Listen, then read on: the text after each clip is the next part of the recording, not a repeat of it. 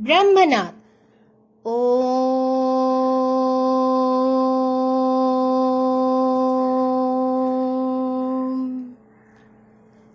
Om.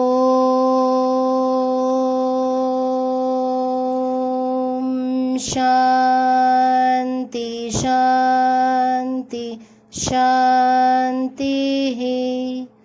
Swastha.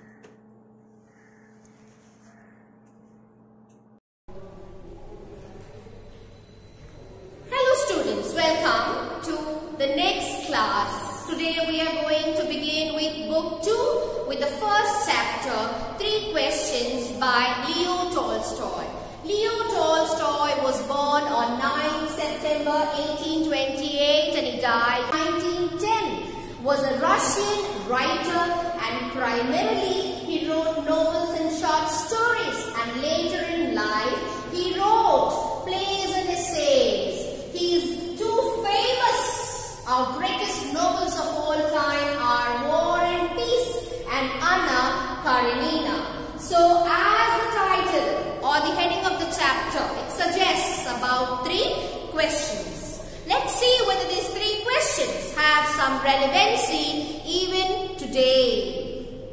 I get to the text. It once occurred to a certain king that if he always knew the right time to begin everything, if he knew who were the right people to listen to and whom to avoid, and above all, if he always knew what was the most important thing to do, he would never fail in anything he might undertake. Undertake means to do.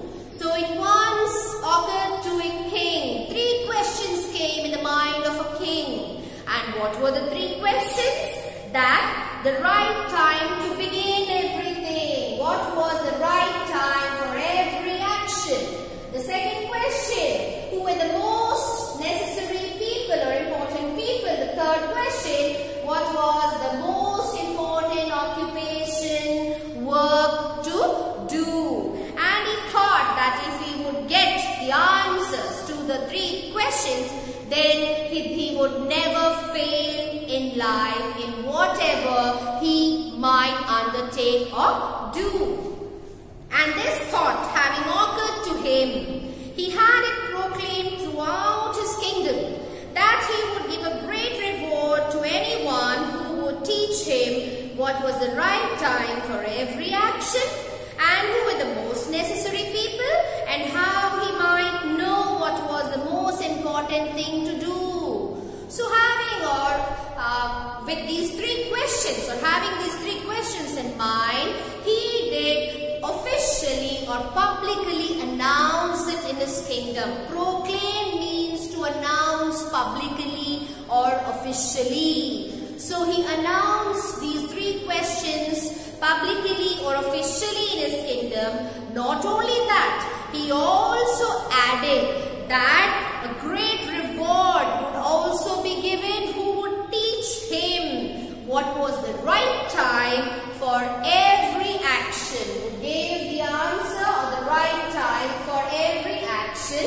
And the second answer he would give that was the most necessary people, and the third, the most important occupation or work.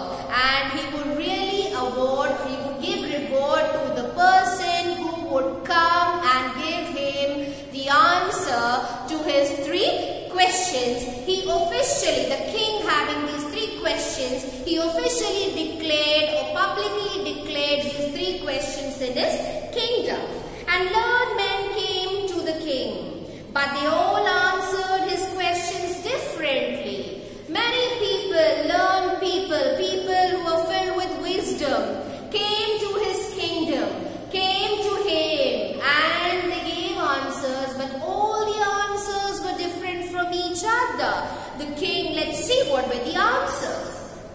In reply to the first question, what was the first question? What was the right time for every action? The first question, the right time for every action or work to begin. What is the right time? So let's see what are the answers given by those learned people who came to the king to answer the question. In reply to the first question. Some said that to know the right time for every action, one must draw up in advance a table of days, months and years and must live strictly according to it. So, what was the first answer to the first question? That the king must draw in advance, okay, beforehand. In advance means beforehand. A table. Table with columns. You have days, months and years. And you should strictly abide to what you plan in the table.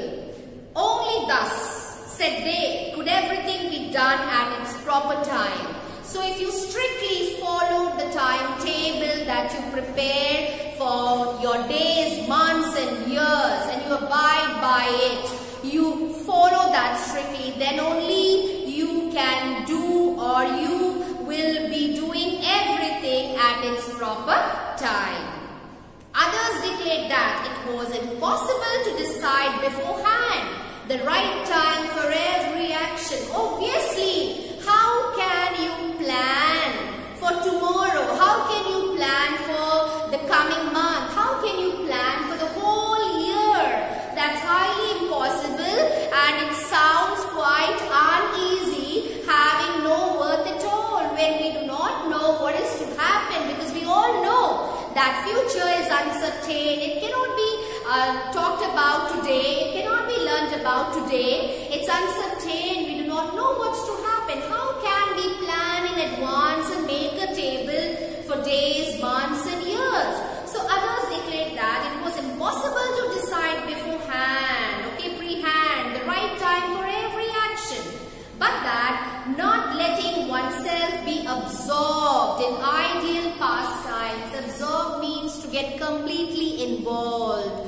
If you always remain involved in ideal means empty. Ideal means empty or vacant. Pastime means when you do things which just to pass time unnecessarily, or you can say pleasantly. When you pass time pleasantly, very empty time you have vacant time for yourself. So he says that, the others say that, how can you decide beforehand what is the right time for every action? And when you get absorbed, or when you get involved in vacant, empty time and you pass time pleasantly, one should always attend to all that was going on and then to do what was most needful. So he says that you cannot make a table, you cannot strictly follow a table of days, months and years, because we cannot talk about the future. We cannot see what's there ahead and talk about it. Most important thing would be that we would relate, or we would go with now what was going on and see what was most important to do. Others again said that however attentive the king might be to what was going on, it was impossible for one man to decide correctly the right time for every action, but that he should have a council of wise men who would help him to fix the proper time for everything. So the next, some other learned people they answered the question in a different way. They said that if at all the king might know what was going on, but it's just highly impossible for one man, the king, to decide and take up. Which is most needful and most important to talk about or do, which action is very important at that moment. So it's very difficult for one man or the king alone to decide, and so the king should have a council of men and who would really come up with a solution, who would decide. Fix means to decide the proper time for everything. The council of men would sit and talk and decide for the king that what would be the right action. But then again, others said there were some things which could not wait to be laid before a council, but about which one had at once to decide whether to undertake them or not. So other people who were there, they said, it's highly impossible. It doesn't sound easy. That how can, at the going time, at the present moment, when even how can the Council of Ministers decide what is the most important thing or action to be done? How can they even decide? How can they understand the gravity or the seriousness of the situation to think that which action to begin at that moment first? But in order to decide that, one must know beforehand what was going to happen. So they say that in order to know that which action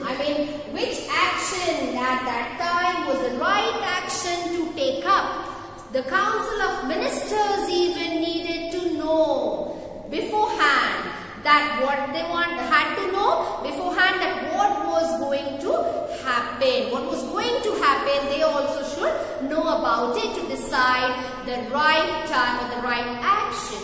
It is only magicians who know that.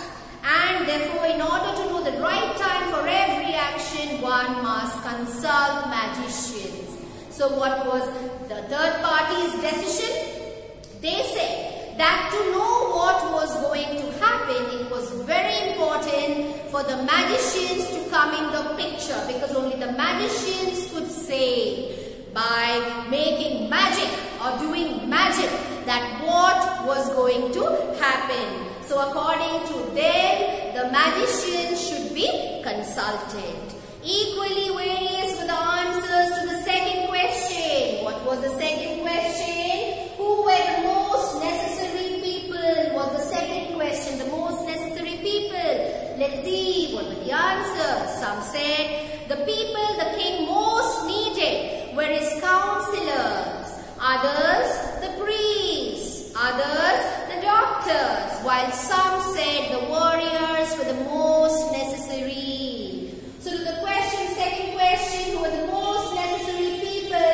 Various answers came. Some said counselors were most necessary or important people. Some said the priests were the most necessary or important people. Some said the doctors. And some said that the warriors or the soldiers were the most necessary people. To the third question, as to what was the most important occupation, some replied that the most important thing in the world was science, occupation or work to do. So some replied that the most important thing in the world was science. So the third question was, what was the most important occupation or work? The answer came that some replied to the question that science was the most important thing in the world. Others said it was skill in warfare. Skill or art of being in a war or armed conflict. Warfare can refer to a warfare. W-A-R-F-A-R-E. Warfare can refer to armed conflict or to carry on continual wars. To carry on continual wars. So the art or the skill of being at war. So others said it was skill in warfare, and others again that it was religious worship. Again various answers came for the third question about the most important occupation. Some said science was the most important thing in the world. Some said that skill in warfare, and others said that it was religious worship. All the answers being different, the king agreed with none of them. Obviously, everybody had their own answers and reasons behind it. And the king wasn't convinced, okay? The king didn't agree to any one of them because he was not convinced by the answers. He couldn't find that relevant to his question and gave the reward to none. As he had declared officially, publicly that he would give a reward to the person who would answer his questions, he was not convinced, he was not happy, he couldn't find any relevancy of the answer to his question. So he did not reward any learned people or person who came to his his kingdom to answer the questions. But still, wishing to find the right answers to his questions, he decided to consult a hermit, H-E-R-M-I-T. Hermit means a holy man, a saintly person or a saint. Okay, a holy man. Widely renowned. Renowned means famous for his wisdom. So as he was disappointed he couldn't get the right answer to his 3 questions, he decided to go and meet a holy man or a hermit who are known to be full of wisdom. They are people who are famous and renowned for wisdom.